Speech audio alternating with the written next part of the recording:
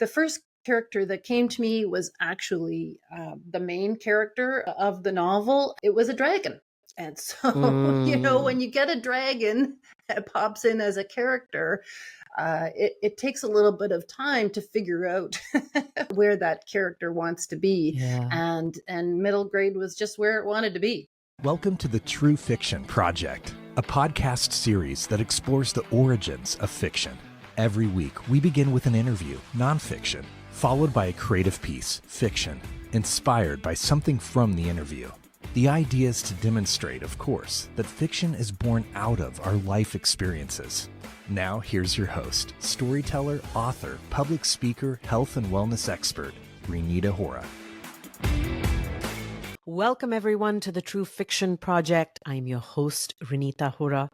And for all of you listeners out there, you know how much I love middle grade fiction. I mean, that is my go-to genre in writing. It's what I write. And so when I come across other writers who write this genre, I dive right into what they have to say. So very happy to welcome to today's show, Victoria McGrath.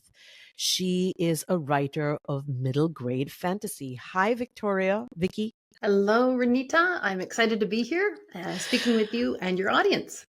Welcome to the True Fiction Project. And right off the bat, should we refer to you as Vicky or Yes, Victoria? Vicky's good. Vicky. Vicky is good. Vicky is great. So excited to have you on the show and so excited to talk about your debut novel. It's a middle grade children's graphic novel. Is that right? Tales from the Clinic? Correct. Yes. Yeah. It's a first of a series. There's going to be 7 of them. So, it's a long game. It is a long game, and with graphic novels, even longer. Are you an illustrator as well as a writer? I'm not an illustrator. It's all in my mind. So part of the process has been having an illustrator, bring my vision to life. Lucky her. Yeah. So how did this come about? I mean, you came up with the idea. I know it was you and your daughter somehow together devised it. You tell me. Well, I think it's probably, a story you've heard before. It sort of started in COVID when everyone was in lockdown here in Ontario. I'm not sure how it was where you were, but in Ontario, it was pretty much locked down from March 2020. Well, for much longer than probably we would have liked. I was a business owner and, my business practices had to change dramatically. I was an in-person business owner, service-based. I had to change my whole business practice, as did many. My daughter was home from school, taking classes online. Everybody was felt so isolated and anxious. And, I think what happened was I just really needed a creative project to give me some kind of, stress relief, really, about feeling so isolated and anxious. And that's really how it developed. The ideas just kind of, sprang to mind, as they do with writers, authors, and they just, the ideas just come into your mind, and you start to realize that when the characters drop into your mind, that at first you might be thinking, well, what the heck is that all about? But then eventually you realize, these are characters and they want to be developed into a storyline, right? And they have a purpose and they want to be heard. And so the whole foundation of the novel series is actually based on my daughter's desire to be a vet. She's always wanted to be a veterinarian from as long as she's been able to express what she would like to be in her life. Her desire to be a veterinarian. I'm an animal lover. She's an animal lover. But to this day, she's now in university. She still wants to be a vet. And so, that was really kind of the foundation. The foundation of the book is based on the characters and their moms. Their moms are veterinarians. They own a veterinary clinic together. And so that's really kind of how the whole series developed was from that Got foundation. And it. Got it. it takes place, funnily enough, of course, as things evolve and your story grows, the characters are based in my hometown, my childhood hometown. That's how I envision, they go to school, they walk to the veterinary clinic on Main Street. I envision exactly my own walk through my childhood from school to the things that I did in life, the historic Main Street, all of the historical houses and buildings that are there, so it's kind of a neat thing to be able to Yeah. develop that whole Yeah. storyline so that it has some richness. Because in a graphic novel, a fantasy graphic novel, it's challenging to have that richness, I think, and because Absolutely. it's just a picture on a page. So the characters have to evoke the foundation, the background, the characters themselves and what they represent. So it's So, been very exciting. yeah, no, I'd love to ask you more about that. I mean, why did you choose a graphic novel and why middle grade?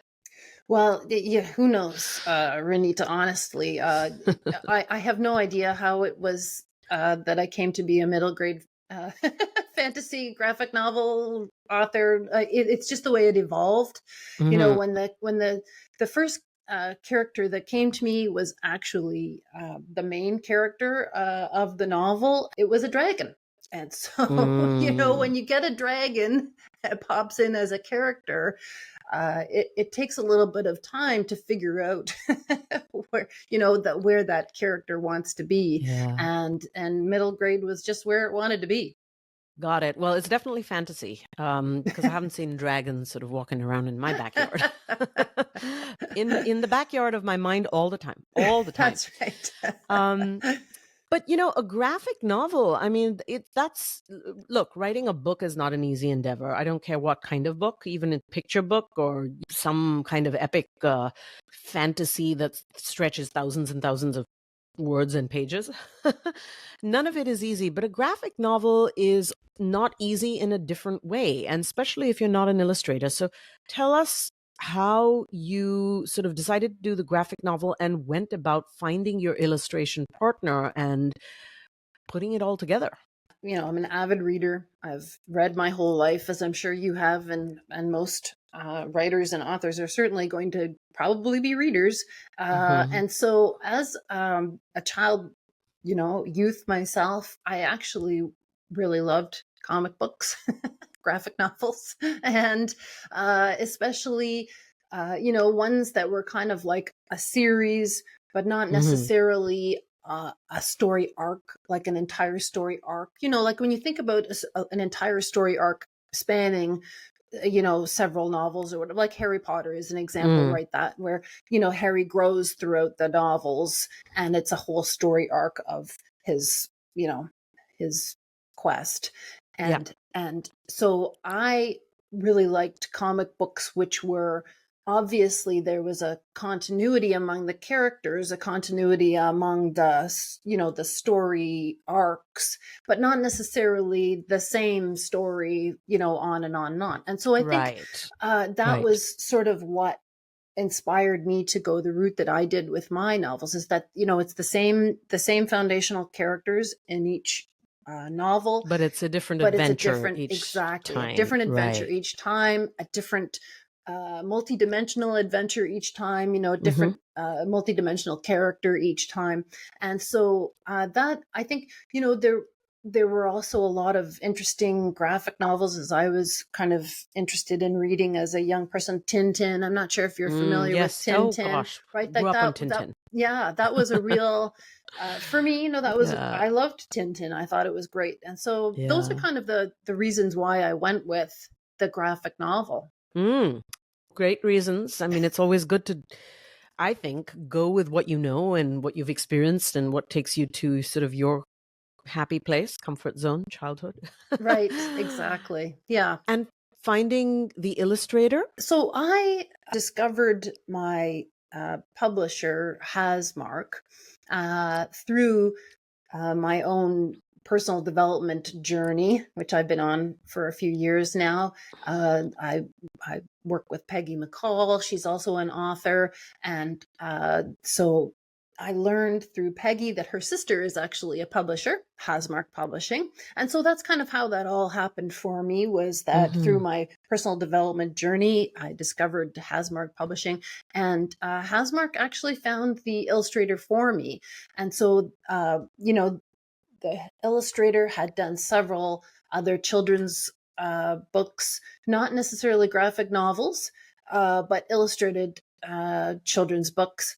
And so together we were able to, establish what I kind of had in mind. And she was very accommodating, and we developed the characters based on my mind, picture in my mind. The funny thing about the whole characters is that actually when I started writing my books, they actually were based on, like, the characters were my daughter and her best friend. And in time, it occurred to me that I should have a boy and a girl main character, because as I discovered through lots of research, boys won't really read books only about girls. And so one of the characters evolved into a boy. I see.